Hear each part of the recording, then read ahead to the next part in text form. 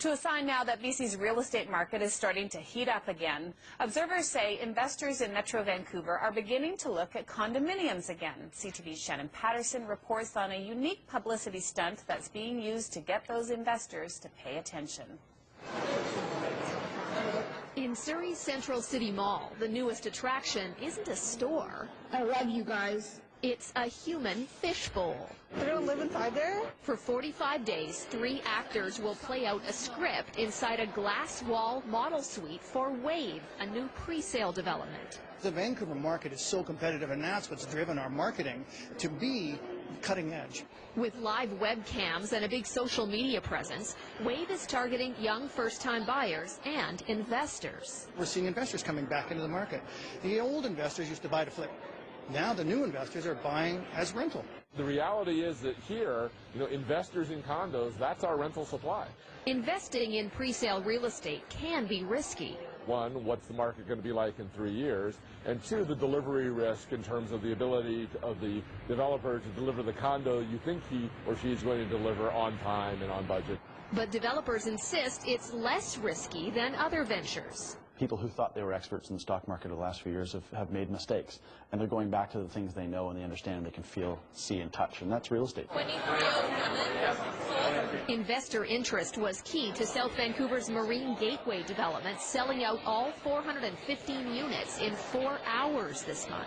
It's not, every pre-sale is going to be a slam dunk, and I think probably doing things that raise the profile of your development are going to help in that process. That's where the fishbowl comes in. We need to get noticed. It's certainly hard to miss. I think that's cool. I think it's a great way to promote a project. Wave will move from the mall to the market later this spring. Shannon Patterson. State advisory firm CBRE Philippines share this outlook following the best real estate market performance achieved by the country in the past 20 years. With this, CBRE sees an increased purchasing power of middle-income earners who will demand for owning their own homes and condo units. Democratization in the housing sector, so moving from a nation of renters to a nation of owners where people can build equity based upon low interest rates and affordable financing schemes.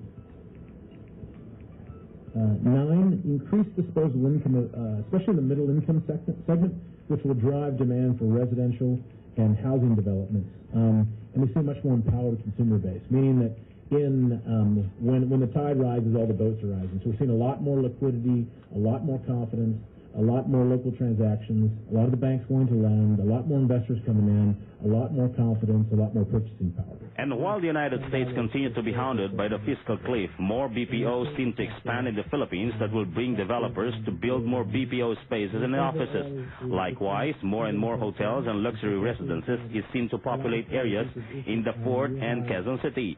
More BPO offices will soon be sprouting within major cities in Baguio, Malolos, Santa Rosa, Batangas, Bacolod, Iloilo, Dumaguete, Cagayan de Oro, and Davao. We see a captive international market for destination properties in Cebu and Boracay. We look for revitalized investment in luxury developments in this area, including developments such as Alpha Boracay, Movenpick, etc. So we see Cebu and Boracay being very strong destinations. Also places like Boracay with a lot more interest there and a lot more activity, even with the advent of some big developers going into Cebu, which will raise the boats for everybody. In the next years, Philippines is seen to challenge Macau and Los Angeles as gaming and tourist capital of the world.